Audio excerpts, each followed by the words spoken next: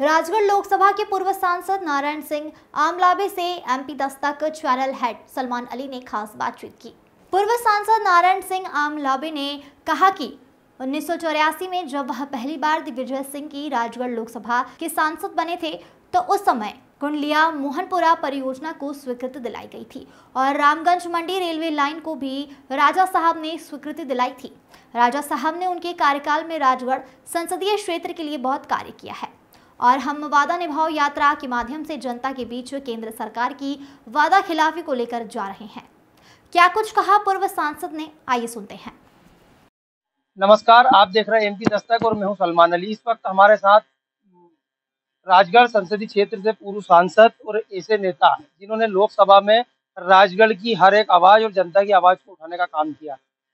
3 दिन पूर्व मध्य प्रदेश के पूर्व मुख्यमंत्री दिग्विजय सिंह ने एक सभा के दौरान कहा था कि सोनिया गांधी ने जो है नारायण सिंह आमले की तारीफ की कि वो बहुत अच्छा बोलते हैं। तो आज उनसे सीधे बातचीत करते हैं कि इस बार 24 का चुनाव लोकसभा का दिग्विजय सिंह उम्मीदवार है संसदीय क्षेत्र राजगढ़ से। सामने रोडमल नागर है, मोदी के नाम पर वोट मांगा जा रहा है। किन मुद्दों को लेकर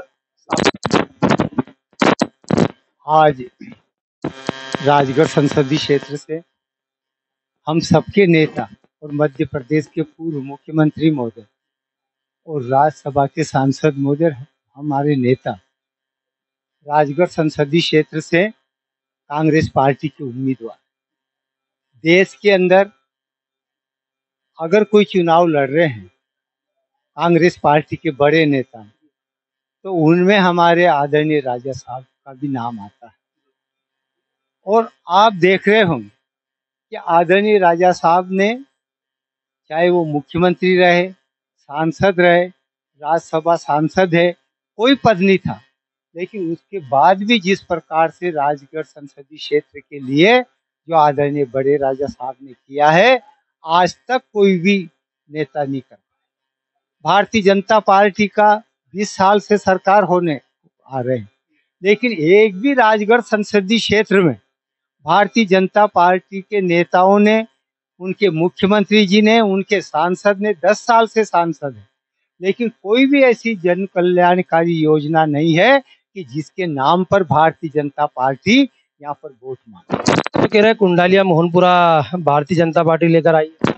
भारतीय जनता पार्टी थी कहाँ उस टाइम जब आदरणीय राजा साहब पहली बार सांसद बने थे 1984 में, जब आदरणीय राजा साहब ने कुंडलिया डैम, मोहनपुरा डैम और रामगंज मंडी से लेकर भोपाल तक की रेलवे लाइन के लिए आदरणीय राजा साहब ने फाइल चलवाई और उसके काम चलता रहा, लेकिन कोई प्रशासनिक कारणों से दोनों डैम का काम रुक गया था। हमारी सरकार भी नहीं थी केंद्र में और रेलवे लाइन का काम तो चलकर झालावाड़ तक रुक गई। क्यों कि उसके बाद में भारतीय जनता पार्टी की और दूसरी सरकार आई, लेकिन फिर जब मनमोहन सिंह जी की, सोनिया गांधी जी की और कांग्रेस पार्टी की सरकार आई तो आदरणीय राजा साहब ने दोनों बांध का काम मंजूर करवा के, और जब 2014 के पहले ही दोनों काम की मंजूरी स्वीकृति हो चुकी थी, उस टाइम पर तो भारतीय जनता पार्टी की यहाँ जरूर सरकार थी लेकिन वहां पर नहीं थी। और ये जो हमारे सांसद जी बोलते हैं रोडमल जी नागर कि मैं लेकर आया, तो ये तो 2014 के पहले थे ही कहाँ जो वो मंजूर करवा। उस टाइम पे तो आदरणीय राजा साहब ने सब कुछ कर। इस बार क्या मुद्दे हैं सर? आखिरी सवाल, इस बार लोकसभा में कांग्रेस किन मुद्दों को लेकर जनता के बीच पहुंच रही? कांग्रेस इन मुद्दों को लेकर पहुंच रही है कि कांग्रेस पार्टी जो भारतीय जनता पार्टी, अभी यहाँ पर विधानसभा का चुनाव हुआ और यही मोदी जी और शिवराज सिंह जी की गारंटी थी कि हम किसानों का गेहूं 27 में खरीदेंगे, 2700 रुपये क्विंटल में। महिलाओं को, लाडली बहनों को हम 3000 रुपये देंगे, हम रोजगार देंगे युवाओं को, और उसके साथ साथ और भी जो मुद्दे थे कि महंगाई कम करेंगे, गैस सिलेंडर 450 में देंगे। ना तो गैस सिलेंडर 450 में हुआ, ना कोई बहनों को 3000 रुपये मिल रहे।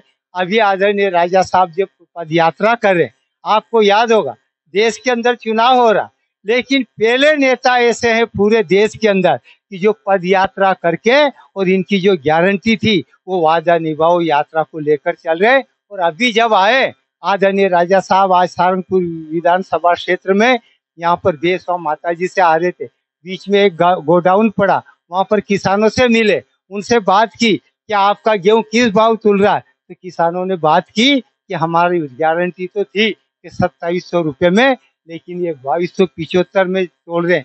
फिर राजा साहब ने प्रश्न किया कि हमारे मध्य प्रदेश के मुख्यमंत्री जी ने बोला था कि मैं 125 रुपये बोनस दूंगा। तो किसानों ने बताया कि हमें जो बिल दे रहे हैं उस पे तो लिख रहे हैं कि 125 देंगे, लेकिन मैसेज आ रहा उसके लिए कोई मैसेज में उस बात की कोई चर्चा नहीं। इन बातों को लेकर आदरणीय राजा साहब पद यात्रा कर रहे हैं। हमारे उम्मीदवार है, पूरे क्षेत्र की जनता आदरणीय राजा साहब को लाखों मतों से जिताने के लिए तैयार है। जय हिंद, जय भारत। ये साफ तौर पर ये कहना है कि सिर्फ भारतीय जनता किसानों के साथ छलावा कर रही है और जो गारंटी दी थी गारंटी पर खरी नहीं उतर रही है। इन्हीं बातों को लेकर वादा निभाओ यात्रा के माध्यम से किसान, मजदूर और महिला और युवाओं के बीच पहुंच रहे हैं।